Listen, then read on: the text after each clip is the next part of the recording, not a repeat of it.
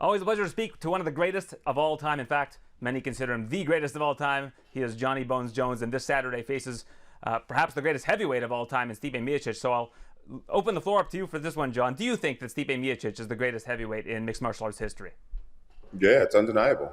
Stipe is the best. He has the records to prove it. You know, he's knocked out and defeated some of the best heavyweights our sport's ever seen, and he's a phenomenal athlete. I've heard some interviews with you where you're saying you're walking around about 235 pounds and you're lifting a little bit less in this camp because of the surgery that you had. Is speed more of the focus right now with Stipe, whereas against Ciryl Gane it was more about strength? Yeah, you're exactly right. You're exactly right. Ciryl Gane was about 6'5", big old boy, young man, big muscles. So my focus was to have the weight that can compete and have the strength that compete. With Stipe, he's a little bit older.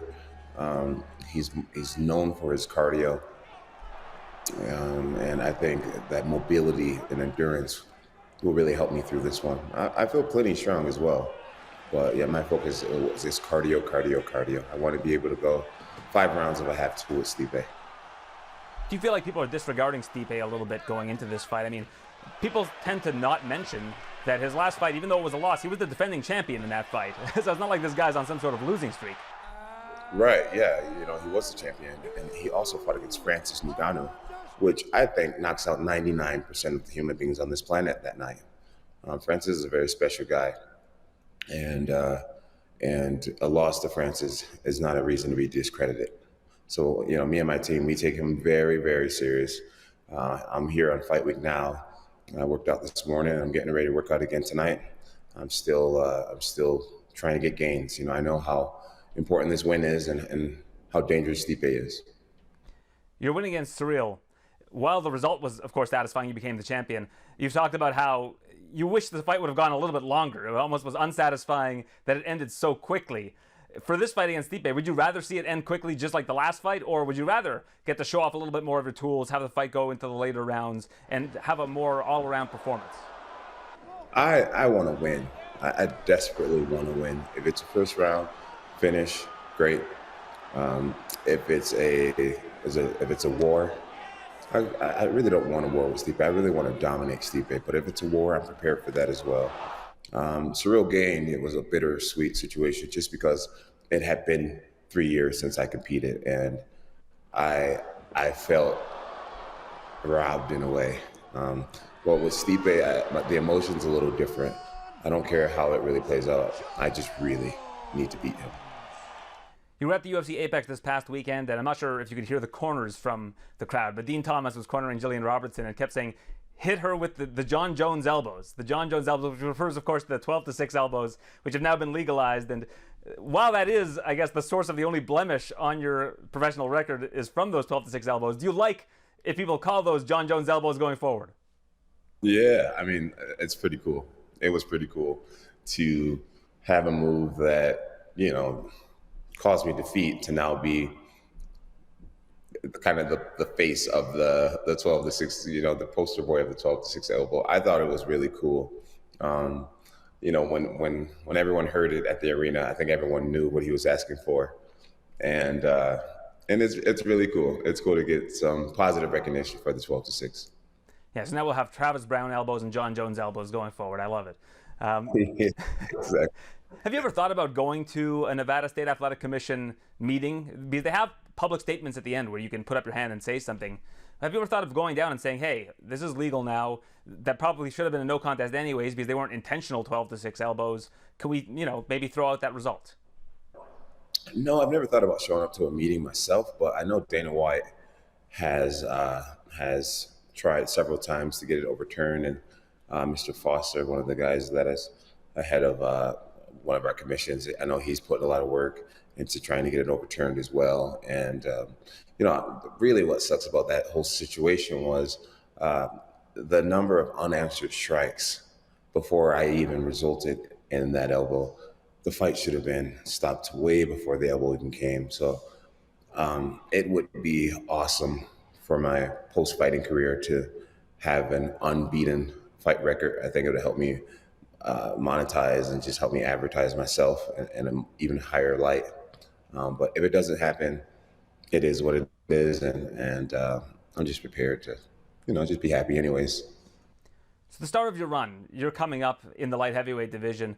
Do you feel like today, when people try to say, well, Jon Jones isn't the best pound for pounder, isn't the greatest of all time, and I've asked Dana White about this, there are so many new fans since the start of the pandemic for the UFC. Whenever your record comes up, people tend to diminish your opponents, but I feel like unless people were there, living through what you were doing in that light heavyweight division, which at the time was like what the lightweight division is now, just killer after killer after killer, and the way that you ran through them in such little time. If you weren't there at the time, do you think that people don't really understand what you accomplished at that stage of your career and why you are the greatest of all time? I think MMA has done a great job of attracting younger fans, and unfortunately, I don't think a lot of these young guys have gone back and not only watched my career, but watched the careers of some of the people I've defeated. Our sport can be very, "What have you done for me lately?" and uh, and so it just is what it is, and I feel like there are also some really hardcore MMA fans who do their homework and does realize the level of difficulty it must have been to achieve what I've achieved. I feel appreciated, but there's also some people who just, they're into the now, and there's nothing wrong with that. Saturday night, my job is to be a part of the now and to remind people what type of talent I am and what type of skill set I bring. Another thing, I mean, to elaborate a little more, is when you are the best at something, people will find anything that they possibly can to bring you down or to diminish your achievements. People find reasons to hate LeBron James. He doesn't do this right and he doesn't do that right. It's just and Tom Brady, and I feel like I'm kind of in that realm, and you're not going to be loved, and I'm very comfortable with that. When you did get a title shot, Shogun Rua was a guy that you really admired, and he gave you that opportunity to win the title. What's the difference between that and Tom Aspinall now coming up, with you being the big dog in the yard and him kind of being the young upstart, even though he is the interim champion, he has beaten a lot of the top 10 heavyweights right now. But what do you see as the difference between Shogun giving you a shot and you giving Aspinall a shot? Well, I've always been a person to move on my own terms. I march to the beat of my own drum, and I just don't want to be one of those athletes who sticks around forever. I'm 37 years old, which is old for combat sports. If we were talking golf or basketball, or it'd be different. But I fight for a living, and I don't think the fans realize my body and what I've put it through over the years. We're also putting our brain on the line, So I've been doing it for a very long time. I've been fighting for a very long time at the absolute highest level, and I just don't feel like I'm in a position to have to fight much longer. I want to fight guys who have legacies that's worth challenging.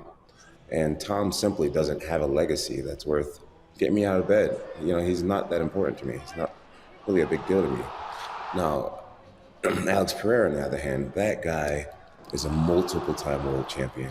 He's a 2-division champion like myself. He's the person that I believe will be, I want to use the word worthy of being in there with me.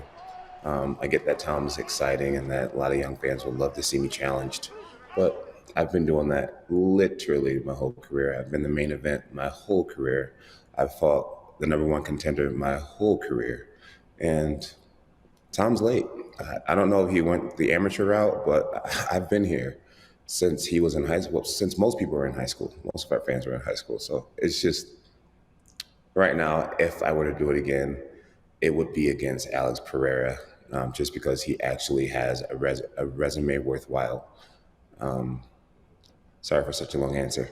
No, it's okay. Well, listen, I get where you're coming from. And I think that if anybody has the choice between Jon Jones retiring or Jon Jones fighting Alex Pereira, I think everybody's taking the latter choice.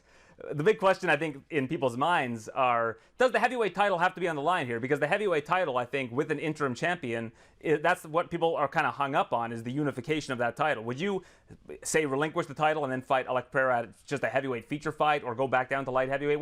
What's your mindset on the interim championship being kind of a hang-up? Well, the interim championship shouldn't have been there in the first place. The only reason why there was an interim championship fight was because I got hurt and they needed to keep the importance of that Madison Square Garden event. But Sergey and Aspinall shouldn't have been fighting for an interim title in the first place. They should have just been a replacement fight, just a main event fight. I think making it an interim fight was premature. And now you have a bunch of confused people. You know, when you have a dominant champion that's been around as long as I have, there was no reason to put an interim championship belt out there. So that's the repercussion of Madison Square Garden last year. So would you care if a title was on the line against Alex Pereira? You'd be happy with it being a feature fight? Um, it'd be cool to fight over the heavyweight championship, but I would also willingly give up the heavyweight championship. I walked away from the light heavyweight championship, and I'd love to walk away from this one as well, on top, on his own terms, good head and shoulder, making lots of money. I love the position that I'm in right now. Fighting Pereira for the Banff belt, that'd be cool. We both have two belts in two weight classes, and the night we fought, we'd be both fighting for our third belt, which would be the Banff. How cool would that be? You heard it here first. I haven't had this conversation with any other reporter.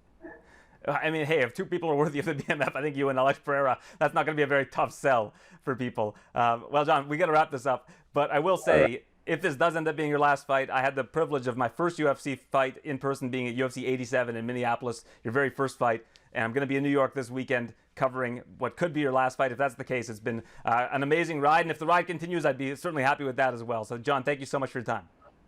Thank you, man. You got a great energy, too. It was fun working with you.